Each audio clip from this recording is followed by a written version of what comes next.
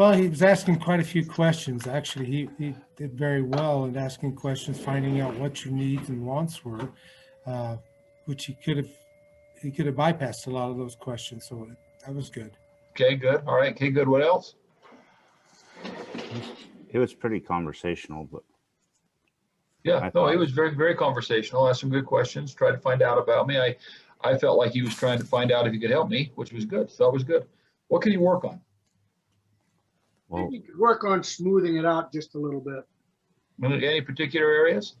Well, he's a little jerky. You know, I don't mean like you're a jerk, but the conversation a little bit jerky.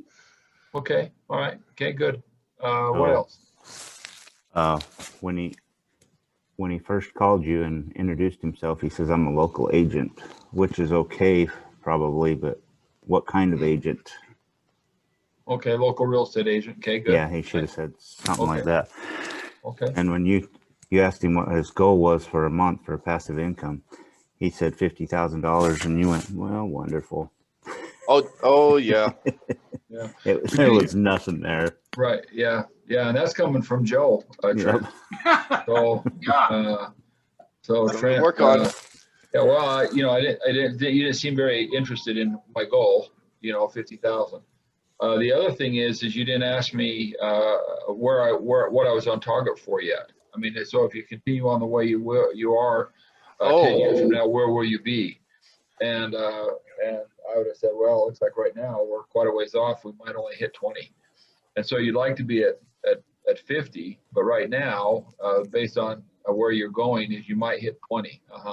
That's okay, good. So do you have a plan to get back on to 50? No, I really don't know. Well, it's interesting. I work with a lot of people like you. Have you considered part of a plan, or at least something to look at? You've owned this property I've called you about for 25 years. So it sounds like to me you have a lot of equity in this property. Would that be correct? Yeah, it would be. If we could take part of this equity and reinvest while keeping the same property and help you reach the 50 faster, would you like to take a look at that program? You didn't ask me about the equity in my property. You didn't ask me, you didn't give me any solution to my problem, right? My problem was I wanted $50,000 a month in passive income. I wasn't on target with that. You don't know where I really was in that, and you don't know if I had a plan to get there. So, I keep saying this. It's interesting to me that somehow people are not making the connection in their minds that the reason they're not busy is because they're not figuring out what people need and offering solutions. And yet here we are on script practice on Wednesday, and we've got 4 of you. That is a confusing situation to me. It seems like everybody would be going, gosh, why don't I learn to do this better? But I guess I don't know. I don't really honestly don't know why that would be a problem for people. But if right now all I'm thinking of you as is a source to look at a duplex, that's all I'm seeing you as. I don't see you as a person that understands my problem or has a solution to my problem. And so, right now you've got an appointment to have me walk through a duplex. But if somebody had said to me, let me ask you a couple questions. What's important about this 50,000? Well, we've just decided that that's what it's going to take for us to reach our goals after retirement. We want to visit the grandchildren. We'd like to help fund some missions for some kids and some things like that. So we've got this right now at the $20,000. Will you be able to obtain those goals? Well, no, there's no way we're going to be able to do it with 20,000. So it sounds like the 50,000 is very important. Could I ask, do you have a plan in place to get you to the 50,000 in the next 10 years? I really don't. We're just going to keep buying property. I work with a lot of people just like yourself who find themselves a little behind on their investment plans. And man, with the equity that you have in this property, we might want to take a look at the numbers and see if we couldn't get you back on track for that 50,000. Maybe using some of the equity and you keep the property. Would you be interested in at least looking at those numbers? Now I have an appointment to talk to them about their retirement program rather than sell a duplex. Does that make sense? And now I see you as an expert that has a solution to my problem, rather than just an agent that I'm going to drive by sometime and look at a property for a duplex for 15 minutes. So, you know, the thing about the real estate business is interesting to me, and I guess it's just impossible to make the connection.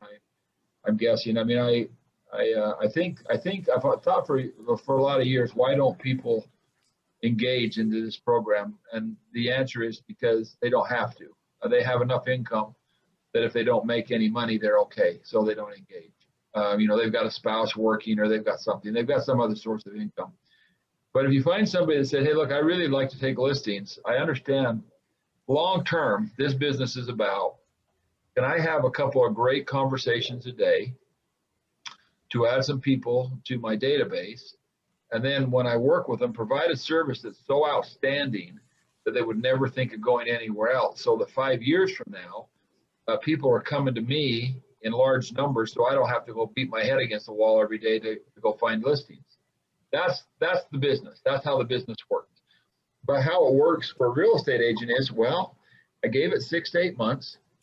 Gave it really a lot of effort, and I was very disappointed in 8 months when I was not Tiger Woods. And so, you know, it's just, there's a disconnect. Although I do believe that a lot of it is, hey, look, a lot of people that get in real estate are comfortable. It doesn't matter. They'll tell you they're not comfortable. They tell you they can't pay the bills, but their actions and activities say that that's not true, because their actions and activities say, well, I'm not practicing my skills.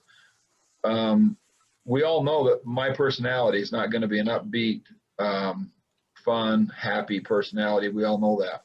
However, if I get on the phone, I will set more appointments than everybody here or everybody in the office because of how I talk to people and the questions I ask. Just because I'm trying to find out, what does Trent need? And do I have a solution for him? And can I get him to see that I do have a solution and that is very valuable for him to take 15 or 20 minutes and visit with me? And that's what was lacking from this whole call. You had a Band-Aid where a tourniquet was needed. Does that make sense? Wow. Yeah. So, you know, it's funny. I just don't, I mean, I think it's something to be working on. It surprises me that people aren't working on this every single day, because if I have to get on the phone every day and call people, which honestly, I'd rather have a colonoscopy. I'd rather have Albert's situation than get on the phone and talk to people every single day. But I will have a colonoscopy every single day if in 4 or 5 years I can see an end to this. I can see hey, I've got people that think I am so good at what I do, that think I know so well what I know, that whatever I tell them to do, they just do it. And so, you know, that's the goal. I mean, the goal is, you know, am I going to call people for 30 years and bang my head against the wall and try to convince for-sale by owners that I can do it better than someone else for the rest of my life? Or am I going to have 2 or 3 really good conversations a day, put people in my database, and then when I do work with someone, provide service that's so outstanding that they would never even consider going somewhere else? Can anyone think of a service, a place of business or something right now that if someone asked you about some service or place of business, you would say, this is the only place you should go? Can anyone think of a business like that? Joe? I think of 2 really good places if I wanted a steak. Okay, so where would you go? Ruth's Chris or Fleming's Steakhouse. Okay, good. Yeah, so I was thinking the same thing about Ruth Chris. I thought if I ever wanted spectacular service, I would go to Ruth Chris. Fleming's is also extremely good. So either one are good. Both are really good. But if someone said to me, hey, what steakhouse would you go to in Utah? You know, someone's out of state. And they say, what steakhouse would you go to in Utah? I don't think McDonald's.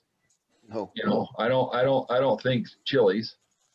I don't think Applebee's. I mean, those aren't even on my head. They're not even in my head. They don't even register. I mean, I know about those places, but I'm never going to refer them. But if someone says to me, we want a really nice night out and have a great steak and great service, where would you go? The first place I would say is Ruth Chris. That's the very first place I would say. Fleming's would be number 2. So any other businesses you guys can think about? Albert, please. I would say across the street, the Carter's repair shop. Everybody needs a car fixed.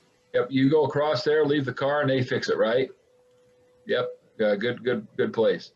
You know, if someone says to me, where would you stay in Utah if you could stay anywhere? I would say, well, I'd stay at the Montage in Park City, or I'd stay at the Grand America in Salt Lake. Those would be the two places I would stay. Well, why, John? Well, because the service is so much better than everywhere else. So notice that, now think about this. This is important, I think. Notice the places that you've picked. Now, with maybe the exception of Albert's, but notice the places you've picked. Joe, are the places you selected, are they the cheapest or the most expensive? They're the most expensive. Okay, good. So the places I've just selected, the Montage